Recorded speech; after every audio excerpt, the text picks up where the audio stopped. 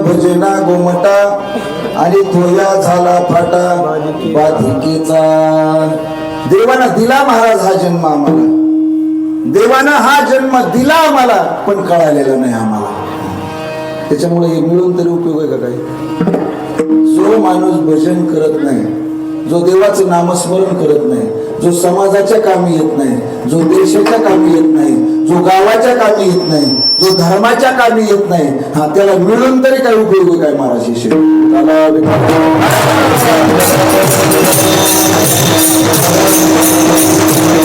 अरे आम्ही या जीवानं देवासोबत करार केलेला आहे महाराज. करा थोडं मोठं करा. जीवासोबत देवासोबत करार केला या जीवाने महाराज. कधी? आईच्या पोटात असताना. की हे जे गर्भवासाचं दुःख आहे, या दुःखामधून आम्हाला एकदाच मोकळे केलं पाहिजे. एक वेळ कधी, एक वेळ करी या दुःखा वेगळे. गोड करा, जरा गोड करा. एक वेळ करी या दुःखा वेगळे, दुरिताची जाळे उगवून आठवीन पाय हा माझा नभोस. रात्र आणि दिवस पांडुरंग तुझं भजन करेन, पण महाराज यामधून मला मोकळं करा. जीव कोणाला म्हणतो? देवाला म्हणतो. महाराज गोड ब्रह्मा मंदिर बरं का. महाराजांचं नाव काय? श्रीकृष्ण महाराज. गोड ब्रह्मा मंदिर बरं का. सगळी गोड असंच ब्रह्मा मंदिर. चला महाराजांचं नाव काय?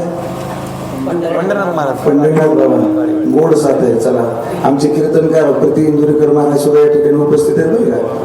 आमचे भंडारे बाबा, तसेच आमचे मोहन बाबा, तसेच आमचे आदरणीय श्रीराम बाबा, सर्वच मंडळी. यांना बऱ्याच वेळ झाला प्रमाण द्यायचे, पण त्यांना तुम्ही काय गटून द्यायला. विलास बाबा आहे त्या ठिकाणी आदरणीय. पुन्हा या दुःखा वेगळे आणि दुरिताचे जाळे उगवून म्हटलेलं आहे. या दुःखामधून, या गर्भवासाच्या दुःखामधून एकदाच मोकळं करा. देवाला विनंती केली महाराज, करार केला देवासोबत. पण बाहेर आलं की बदललं महाराज. तो या झाला फाटा. अहम अहम म्हणता म्हणता कोहम कोहम म्हणायला लागलं. विठाला विठाला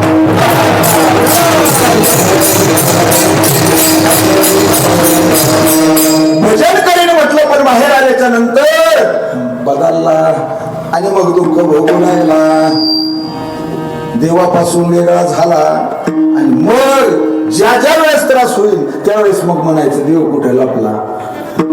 काय गडी आहे काय देव आपण ठेवलेला?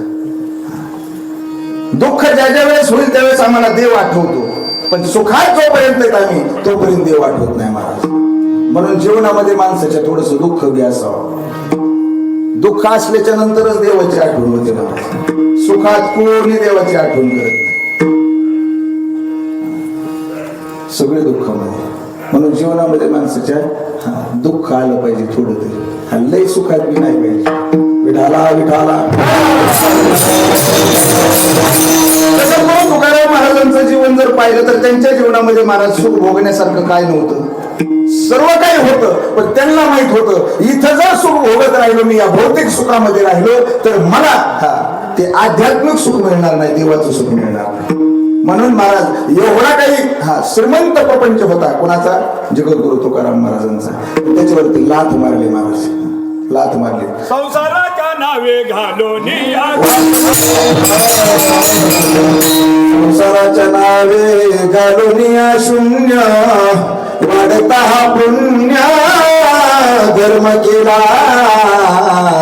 माझ्या संसारावरती तुळशीपत्र ठेवलं आणि मग हे सगळं सुख सोडून दिलं महाराज. संसारात यांना आत्मकल्याण होणार नाही, यांना समाधीचा अनुभव येणार नाही, समाधीचं सुख मिळणार नाही, समाधीच्या सुखाशिवाय देवाचं स्वरूप जाणता येणार नाही. आणि म्हणून या संसारामध्ये थांबायचं नको, संसारामध्ये थांबायचं नको. म्हणून रोज उठायचं. दिनराजाने आची धंदा गोविंदाचे पोवाडे, दिवस नकडे रात्र नकडे आणि अंगी खेळे दैवत महाराज. शिंक जांभई खोकला आणि एवढाची वेळ वाया गेला. जगद्गुरु तुकाराम महाराजांच्या जीवनामध्ये फक्त शिंकताना, जांभई देताना आणि खोकताना एवढाच वेळ वायाला गेलेला आहे. नाही तर अखंड भजन केलं महाराज. एकदा होते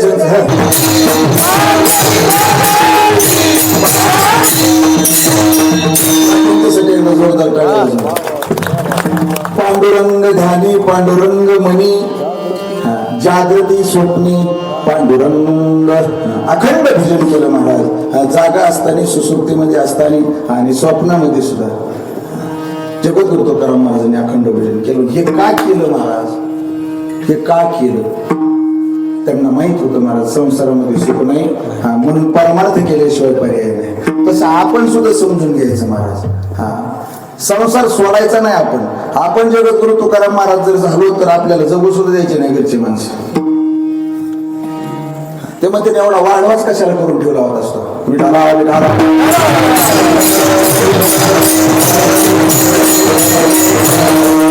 तुला जर असं देवदेवच करीत फिरायचं होतं, सप्तीच करीत फिरायचं होतं, तर मग एवढा प्रपंच वाढवला कशाला महाराज? कारण की भगवंतानं आम्हाला हे शरीर दिलं महाराज. हे शरीर दिलं, याला व्याधी म्हणतात. याला संसार जोडला, याला उपाधी म्हणतात. पण हे सर्व काही असून सुद्धा महाराज, जो माणूस याच्यामधून वेळात वेळ काढून भजन करतो ना, तो खरा समाधीचं सुरू होऊ शकतो. विडाला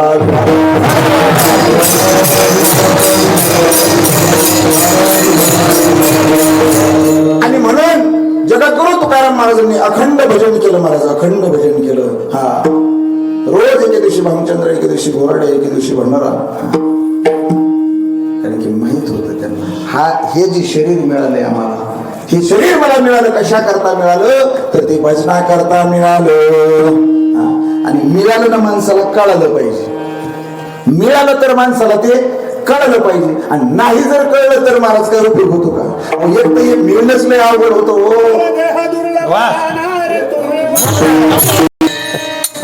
नरदेह दुर्लभ जाणारे तुम्ही वासुदेव वासुदेव म्हणा. शतवर्षाची गणनारे तुम्ही वासुदेव वासुदेव म्हणा.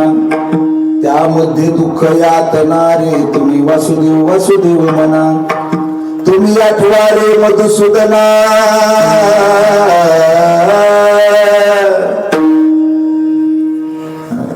कुणाला आठवा? भगवंताला आठवा महाराज. भगवंताला आठवा. कारण की हे शरीर आम्हाला मिळणं एवढी सोपी गोष्ट नव्हती. मिळालं पण महाराज कळलं नाही. मिळालं पण कळलं नाही. बापू आबाद एक माणूस बाजारात गेला बघा, बीडच्या बाजारात. आणि बाजारात गेला महाराज, फिरायला लागला बाजारात. आता फिरता फिरता त्याला एक जांबावाली मावशी बसलेली दिसली, जांब घेऊन. काय दिसलं? जांबावाली मावशी जांब विकताना दिसली. आता हे नंबरी होतं जरा, मंजेरीचं होतं ते, चिंचोलीचं नव्हतं बरं का सरपंच. मंजेरीचं होतं ते, मंजेरीचं. आणि ते बाजारात फिरायला लागलं. आणि बाजारात फिरत असताना झालं काय माहितीये का? त्यांनी चलता चलता त्या जांबावल्या मावशीचा एक जांब पटकन उचलला आणि खिशात घातला. आता तो जांब चोरला का नाही? त्यांनी चोरला की नाही? चोरला तो जांब. जांब चोरला. तो अचानक बरोबर त्या मावशीने ओळखलं, या माणसाने आपला जांब चोरला. जांब चोरलेला पाहिला, 2-4 पावलं पुढे गेलं. मावशी पटकन मागून गेली महाराज. पळतच जाऊन महाराज पायात ते चप्पल काढून फडा फडा फडा हाणायला चालू. कोणाला? बबन महाराजाला नाही, ते जांब चोरणार. एवढं मारलं महाराज, एवढं मारलं. आणि एवढं आमच्या सिद्धेश्वर महाराजांनी बाजारात आपले गेलो होतो थोडस मार्केटला. मी पाहिलं ते समोर त्याला मारताना. अरे म्हणलं कशामुळे मारलंय तुला? काय नाही म्हणलं, काय नाही, काय नाही. अरे मला कशामुळे मारलंय? काय नाही म्हणलं, जाम चोरला होता. अरे म्हणलं 2 रुपयाचा जाम, आणि 2 रुपयाच्या जांबासाठी तू चोरी करतो? अरे किती मारलं त्या मावशीने तुला? अरे तिची चप्पल तुटली ना. मारू मारू तुला. म्हणला काय आता सांगावा महाराज, किती जरी मारलं तरी म्हणलं माझं काय गेलं, तिची चप्पल तुटली. हे असले कोट गेलो काही बघा काय काय. त्यांना हे मिळालंय महाराज पण कळालेलं नाही. विठाला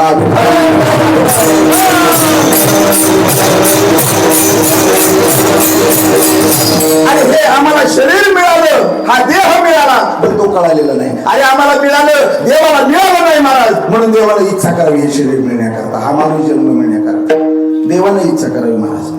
स्वर्गीचे अमर इच्छिता ती देवा, मृत्यूलोकी भावा जन्म आम्हा.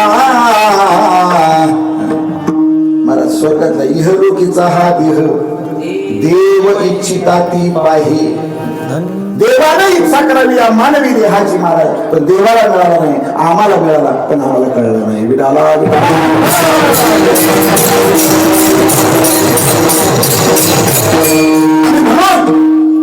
लक्षात घ्या, आम्ही जीवनामध्ये आल्याच्या नंतर या नरदेहानं भजन केलं पाहिजे. जन्माला आल्याच्या नंतर जन्माचं सार्थक जर करून घ्यायचं असेल तर इथं आल्याच्या नंतर देवाचं भजन करा. चला मुखानं देवाचं नामस्मरण केलं पाहिजे. हा पहिली क्रिया आहे सांगितलेली बघा. पहिली क्रिया मुखानं देवाचं नामस्मरण करा. दुसरी काय सांगितली ऐका. दुसरी काय सांगितली तर देवाची कानानं कीर्ती श्रवण केली पाहिजे. आणि तिसरी काय सांगितली, देवाची चित्तामध्ये समान पायदारण केली पाहिजे. पण हे करत असताना कोणाच्या संगतीत आलं पाहिजे, संतांच्या संगतीत आलं पाहिजे. देवाला महाराज देवाला हा नरदेह मिळालाच नाही. देवाने सुद्धा इच्छा केली, त्यांना मिळाला नाही. बरं आम्हाला मिळाला पण आम्ही संत संगतीत जात नाही. अरे आम्ही संत संगतीत जोपर्यंत जात नाही तोपर्यंत आम्हाला देवाचं सुख प्राप्त होतच नाही. आणि हे संत निळोबारायांनी जाणलं महाराज. आणि जाणल्याच्या नंतर त्यांच्या लक्षात आलं की आपल्याला काही क्रिया कराव्या लागतील. आणि त्या क्रिया कोणत्या कराव्या लागतील, हे अभंगाच्या पहिल्या अभंगाच्या पहिल्या चरणामध्ये सांगून जातात की मुखानं देवाचं नामस्मरण करा. नामवाची पण मुखाला देवाचं नामस्मरण येण्याकरता सुद्धा अनेक जन्माचं पुण्य असावं लागतं. धन्य जगी तोची एक हरी रंगिनाची, राम कृष्ण वासुदेव सदा स्मरे वाचे. धन्य जगी तोची एक हरी रंगिनाची. तोच महाराज मुखानं देवाचं नामस्मरण करू शकतो ज्याचा अनंत जन्माचं पुण्य आहे.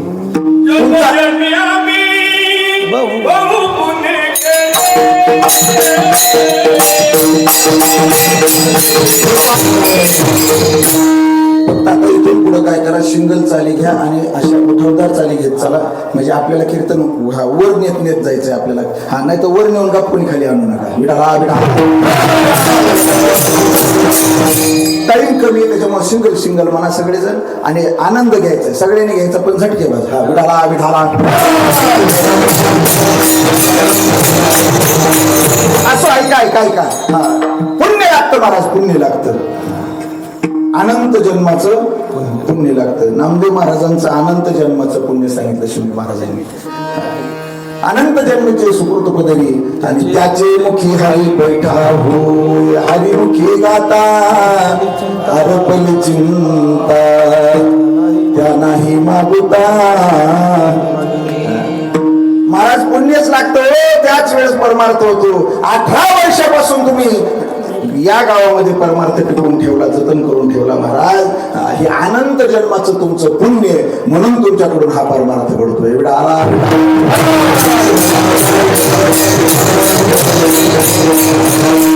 पुण्य लागतं. नाहीतर महाराज काही काहीचं पुण्य बिले आडू येतं बघा. पुण्य लागतं छत्रपती दादा, पुण्य लागतं. एक माणूस भेटला मला बघा, ते अधून मधून अशी फवारणी चालू ठेवावंच लागतं. एक माणूस त्याने काय केलं, माझी भेट घेतली, समोर आला, मला म्हणला महाराज. मी म्हणलं का, आता तुम्ही रोज याच्या गावाला फिरतात? म्हणलं हो. बरं चाललंय वाटतं? म्हणलं हो. काय राव म्हणला, काल म्हणला बीडला तमाशा आला होता. काय त्या तमाशाला गर्दी म्हणला, काय सांगावं तुम्हाला. म्हणलं बर, लेच गर्दी हो महाराज, काय सांगावं, किती पब्लिक त्याची गणतच नाही, काय कॅचिंग पॉवर आहे म्हणलं तमाशावाल्याकडे. आणि तुमच्या कीर्तनाला रोज तुम्ही कीर्तन करीत फिरता, असून किती लोक येतात गावातले, आरतीची येतात, 400-500 लोकांच्या पुढं काही कीर्तनात माणूस गाव कॅचिंग पॉवर नाही म्हणला तुमच्या कीर्तनावाल्याकडे, कॅचिंग पॉवर नाही. पण काय तमाशाला म्हणला एवढे लोक, काय गर्दी म्हणला महाराज. आता बबन महाराज मी रोज एका गावाला फिरतोय, त्याला उत्तर देताना काय सहज सोपा जाईल का? त्याला मी एकच म्हणलं, त्यांच्यामध्ये कॅचिंग पॉवर आहे म्हणून तिथं पब्लिक तुला जास्त दिसते, आणि आमच्याकडं कॅचिंग पॉवर नाही म्हणून पब्लिक कमी वाटते, असं तुला वाटतं ना? म्हणला हो, हे खरंच आहे. म्हणला तुला एक गोष्ट विचारतो, म्हणलं मला फक्त उत्तर दे, फक्त एवढंच सांग, घाण जागेवर मासे जास्त बसतात का चांगल्या जागेवर मासे जास्त बसतात? ज्याला कळालं त्याला धन्यवाद, ज्याला नाही कळलं त्याला घरी गेलं.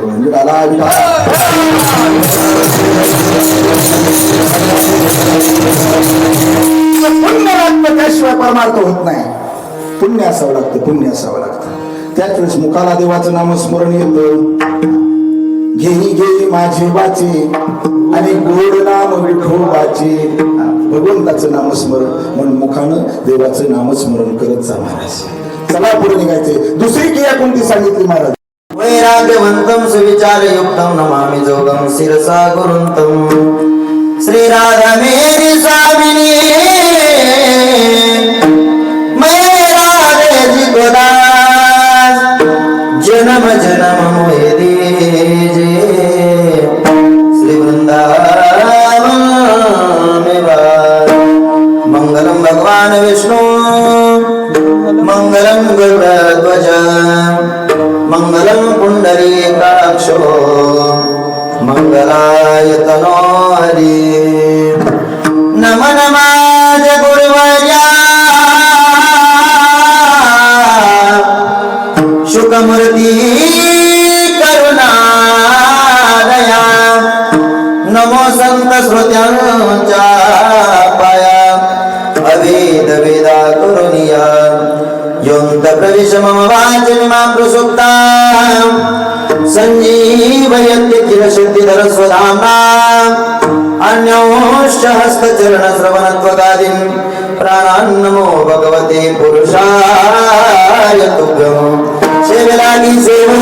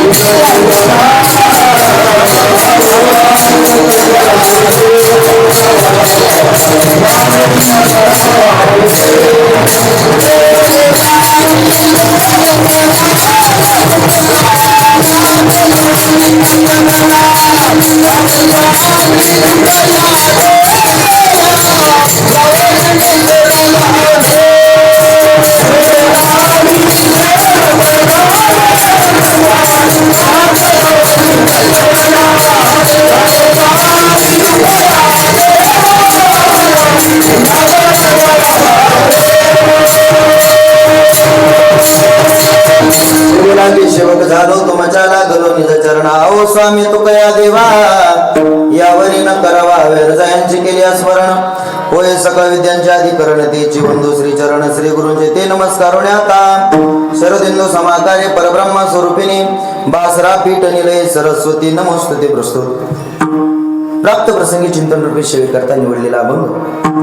महान भगवत भक्त संत सम्राट विश्ववंद्य वारकरी संप्रदायाचे परमोच्च मानबिंदू जगद्गुरु श्री तुकोबरा यांचा 4 चरणाचा उत्कृष्ट असा मंगला चरणातला अभंग असून प्रस्तुत अभंगामध्ये संत श्रेष्ठ जगद्गुरु तुकोबरा आपल्या अंतकरणातली आवड सांगताना परमात्म्याशी एक नातं जोडताय. विठ्ठला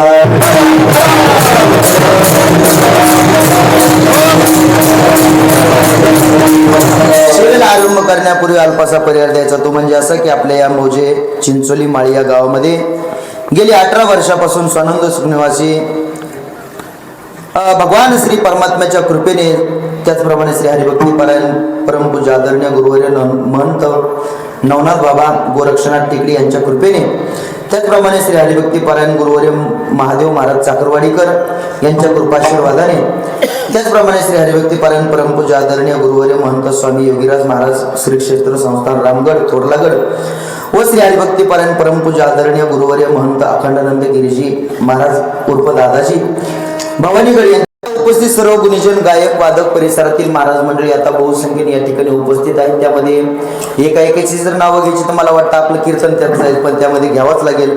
आपले आदरणीय आपल्याच परिसराचं वैभव आदरणीय घोडके गुरुजी या ठिकाणी उपस्थित आहेत. त्याचप्रमाणे आदरणीय राऊत महाराज उपस्थित आहेत. त्याचप्रमाणे आमचे पारगावचे आदरणीय गणेश महाराजांचे वडील महादेव महाराज या ठिकाणी उपस्थित आहेत. त्याचप्रमाणे आता ज्यांनी गोड चाल गायली परम आदरणीय पंढरीनाथ महाराज या ठिकाणी उपस्थित आहेत. त्याचप्रमाणे मी ज्यांना म्हणत असतो तुम्ही लय आमच्या जवळ आहेत, पण पाठ तुम्ही आमच्याकडे केली असे भागवत महाराज उपस्थित आहेत. त्याचप्रमाणे काठवाड्याचे आमचे पांडुरंग महाराज या ठिकाणी उपस्थित आहेत. त्यांचे शेजारी दुसरे पांडुरंग महाराज रांजवणी या ठिकाणी उपस्थित आहेत. आमच्यासोबत आलेले महाराष्ट्रातील नामवंत कीर्तनकार परम आदरणीय गायनाचार्य बाळकृष्ण महाराज मोरे या ठिकाणी उपस्थित आहेत. त्याचप्रमाणे गोड गायचे धनी आमचे आदरणीय विलास महाराज उपस्थित आहेत. त्याचप्रमाणे परम आदरणीय मला वाटतं आपले वांगीचे ना काय ज्योतिराम महाराज, त्याचप्रमाणे आदरणीय श्रीराम महाराज आमचे प्रभुदेवा घोडकराजुरीचे, त्याचप्रमाणे घोडकराजुरीचे दुसरे श्रीकृष्ण महाराज बरोबर ना, हा त्याच्या पलीकडे आदरणीय सुंदर महाराज या ठिकाणी गोड असे विनेकरी 2 तुळशीवाले आईसाहेब आहेत. त्याचप्रमाणे गोड असे पेटी मास्तर उपस्थित आहेत.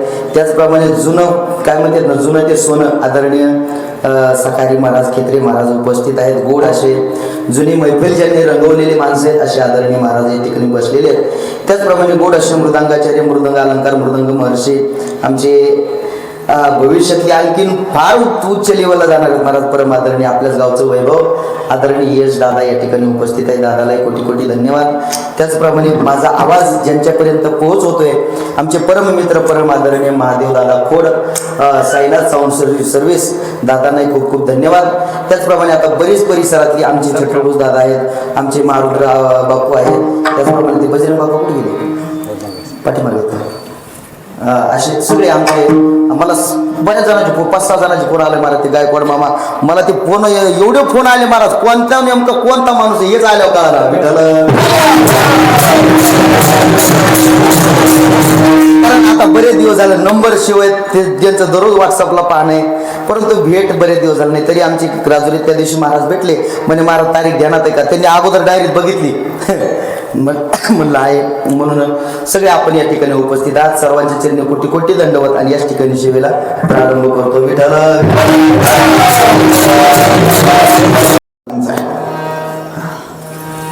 अभंग संत निळोबाराय यांचा आहे आणि संत निळोबाराय म्हणजे शेवटचे संत महाराज संत मालिकेतले, ज्यांनी 42 दिवस जगद्गुरु तुकाराम महाराजांवर अनेक वर्ष झाली होती, तरी सुद्धा 42 दिवस महाराज तुकाराम महाराज परत आले पाहिजे आणि मला भेट दिली पाहिजे यासाठी हा उपोषण केलं. अन्न त्याग केला महाराजांनी. 42 दिवस संत निळोबाराय तुकाराम महाराजांचा धावा करत होते. आणि ज्या वेळेस तुकाराम महाराजांचा धावा करताय त्यावेळेस स्वतः महाराज एके दिवशी देवाला वाटलं की एवढे दिवस उपवाशी निळोबाराय राहिल्याच्या नंतर हा मरू शकतात, आणि म्हणून देवाला दया आली. महाराज स्वतः देव निळोबारायांकडे आले, म्हणजे तुकाराम महाराज गेलेले एवढे दिवस झाले, त्यांचं वैकुंठ गमन होऊन अनेक वर्ष झाले, आणि तुम्ही आज आठवण करतायत आणि धावा करतायत, हे कसं शक्य आहे? आणि तुम्ही जर अशी वाट पाहत बसलात तर तुमचा जीव निघून जाईल. शेवटी देवाला दया आली म्हणून देव आले महाराज. पण देव जरी आले तरी सुद्धा माझे संत निळोबाराय म्हटले तुला मी इथे बोलवलेलंच नाही. अरे देवाला म्हणतात बघा, कारण की जगाचा मालक येऊन उभा राहिलाय बरं का.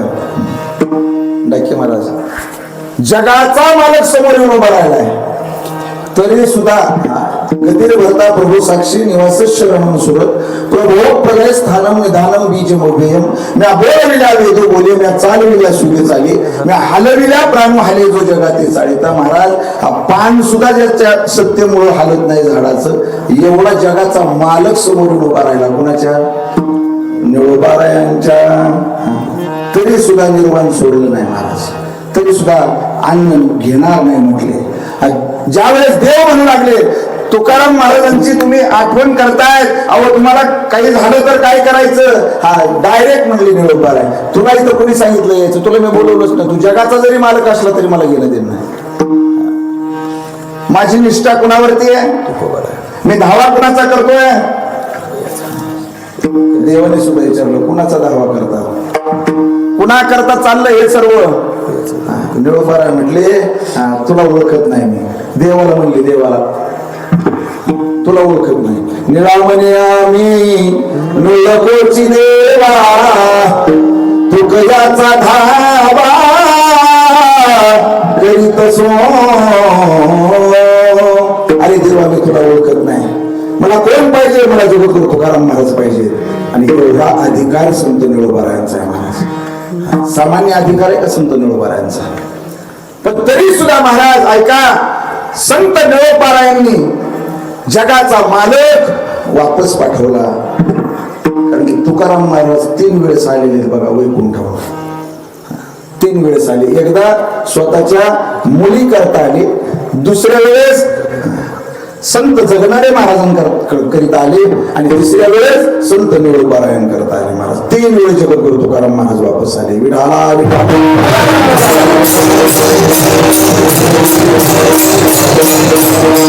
आणि अशा निळोबारायांचा अभंग आपण आजच्या शिबिराकरिता निवडला.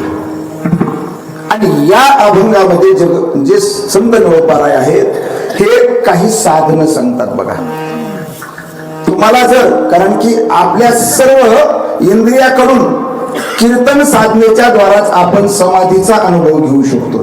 त्यांच्या जीवनामध्ये त्यांनी घेतलाय, पण याची प्रक्रिया अशी सांगितली की सुरुवातीला तुम्हाला 3 पद्धतीने देवाकडे जावं लागेल, समाधीचा अनुभव घ्यावा लागेल. ती पहिली म्हणजे मुखानं देवाचं नामस्मरण करा. दुसरं देवाची कानानं कीर्ती श्रवण करा. आणि तिसरं देवाचे चित्तामध्ये समान पाय धारण करा. विठाला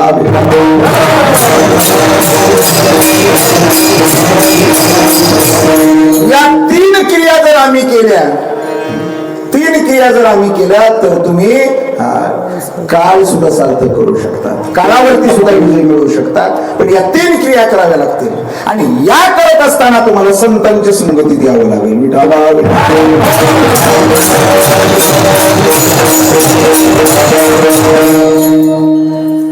संप्रदायामध्ये बरं का अनेक साधनं सांगितलीत, अनेक साधनं सांगितली. किती सांगावे साधनं, योग आहे, याग आहे, जप आहे, तप आहे, ध्यान आहे, धारण आहे. महाराज अनेक साधनं सांगितले.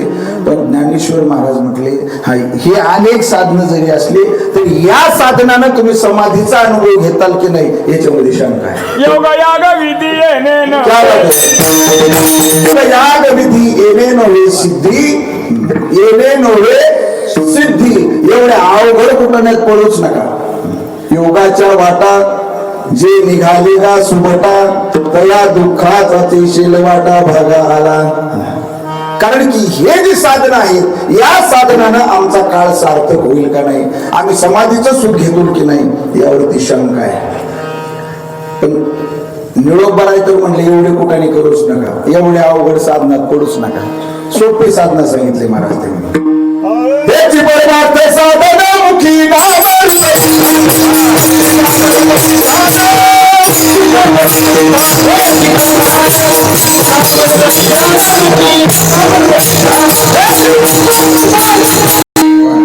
अनुभवाने सर्व पिकलेली मंडळी महाराज संप्रदायातली, तर मला काही टेन्शनच नाही.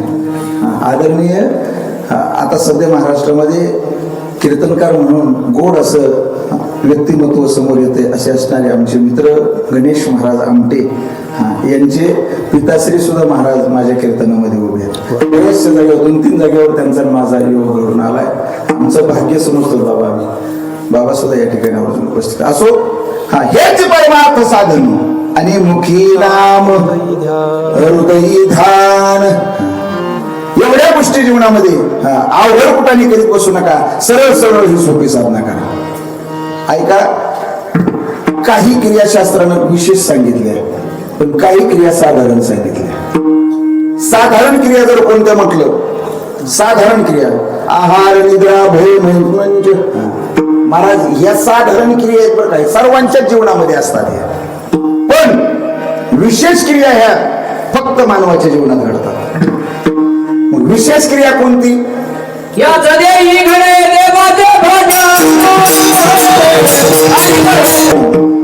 आणि काही ज्ञान नाही कोठे. महाराज या जन्मात फक्त भजन करता येतं बरं का, इतरत्र जीवनामध्ये भजन करता येत नाही. हा का तुम्हाला कधी कळालं दुसरे कोणी भजन म्हणतात म्हणून? जनावर काही हरिपाठात आलेले कळाले का हरिपाठ म्हणतायत? हरिपाठ म्हणण्यासाठी कोण लागतं? माणूसच लागतं ना महाराज. हाच देह हरिपाठ म्हणू शकतो महाराज. बरं कधी तुम्ही काकड्याला काही गाडू बिडू आलेले बघितलेत का? याच्या करता कोण येतात? माणसंच. ही क्रिया माणसंच करू शकतात. आणि हे जीवनामध्ये केल्याच्या नंतर आपल्याला खरा देव प्राप्त होऊ शकतो. पण जीवनामध्ये ह्या क्रिया केल्या पाहिजे आपण. त्या विशेष क्रिया आहेत महाराज. देवाचं मुखानं नामस्मरण करणं, देवाची कानानं कीर्ती श्रवण करणं आणि देवाच्या चित्तामध्ये समान पाय धारण करणं, हीच मानवाच्या जीवनातली विशेष क्रिया आहे महाराज. विठाला